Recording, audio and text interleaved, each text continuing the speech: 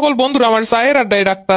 আজকে থেকে তোমরা শুইনা রাখো, আমারে কেউ চায়ের আড্ডায় ডাকবা না, কারণ আমার বাড়িতে একটা সুন্দরী বউ আছে। তাদের সাথে চায়ের আড্ডা দেওয়ার সময় নাই আমার বউয়ের হাতের চা আরো বেশি মজা। এলাকার দুষ্টু নজরের সকল ভাবিদের কইতাছি, যাদের স্বামী বিদেশ, আজকের পর থেকে আমারে কেউ বাজার সদায় করতে ডাকিবেন না।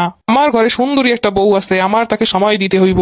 আমার সকল বন্ধু বান্ধব আত্মীয় স্বজন কয়েক মাস পর কয়েক বছর পর দেখা হইলে কেউ আমার সাথে রাগ। আমার সাথে লেখাপড়া করেছো এমন বান্ধবীরা স্বামী বিদেশ গেলে আমাকে ফোন দিয়ে কেউ ডিস্টার্ব করিবা না।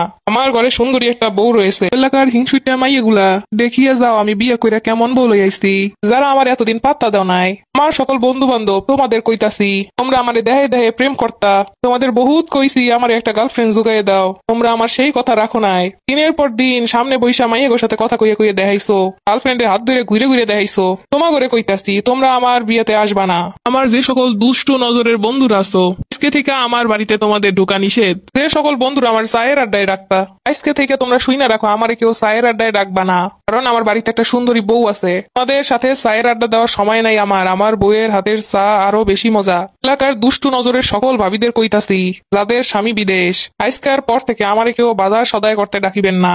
আমার ঘরে সুন্দরী একটা বউ আছে, আমার তাকে সময় দিতে হইব।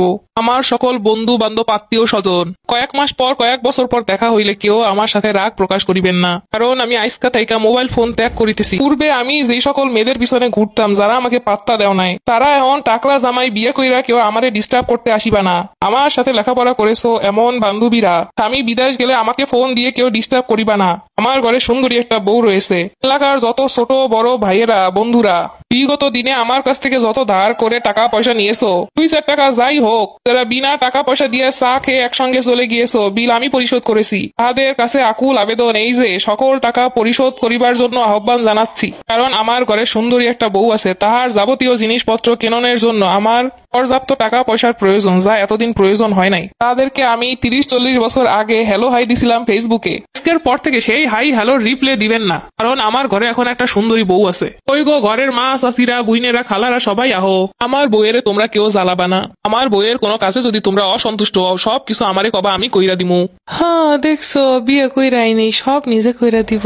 চাচিরা বুইনেরা মায়েরা বউয়ের কাজ করে দিলে কোনো কিছু কইমা যায় না, আরো ভালো হয়, সব পাওয়া যায়। বউ খুশি থাকলে সংসার এমনি সুখের হয়। আমার বউয়ের উপরে সব কাজকর্ম চাপাই দেওয়া যাইব না, কারণ তাহারও একখান শরীর, সে একটা রোবট না। সে মাত্র শ্বশুর বাড়িতে আইছে, এখন তার বাচ্চা মানুষ করা লাগবো, বাচ্চা কাচ্চা বড় করা লাগবো, তারপর তাকে বিয়ে শাদী দেওয়ান লাগবো। আমার বউয়ের এখনো অনেক কাজ, তাই সবাই হাতে হাতে একজন আরেকজনকে সাহায্য করবেন। বুইনাদের কইতাছি বাড়িতে থাকবা, খাবা, আসবা, সব কিছু করবা, খালি বউয়ের নামে কুটনামি করবা না। চাচিদের কইতাছি ঘরের বউরে নিয়ে বাইরে গিয়ে সমালোচনা করবেন না। বউয়ের কোন রকম দোষ থাকলে আমার কাছে সামনাসামনি বলবেন, আমার বউ আমি শাসন করবো যদি দোষ থাকে তাহার। কিন্তু মানুষের সাথে সমালোচনা কইরা বউকে ছোট করবেন না, এবং নিজের বউয়ের কাছে খারাপ ভাবে তৈরি করবেন না। আরে বিয়ে কইরে পোলার এই অবস্থা, আর তো দিন রয়েছে পইরা। তারা বিয়ার সাথে সাথে বউরে সহ্য করতে পারেন না, তাদের কপালে জীবনেও সুখ শান্তি আসবো না। তারা মনে করেন ছেলের বউ বোঝা, তাহাদের উচিত ছেলেই দুনিয়াতে না নিয়ে আসা। ভালোবাসা দিলে এমনি ভালোবাসা পাওয়া যায়। নিজের সন্তানদের বেলায় যেরকম দোষ ত্রুটি হইলে বইলা শুধরায় নেন, ঠিক সেইভাবেই করে নিতে হবে। মনে রাখবেন, সংসার সুখের হয় শাশুড়ির ভালো ব্যবহারের গুণে।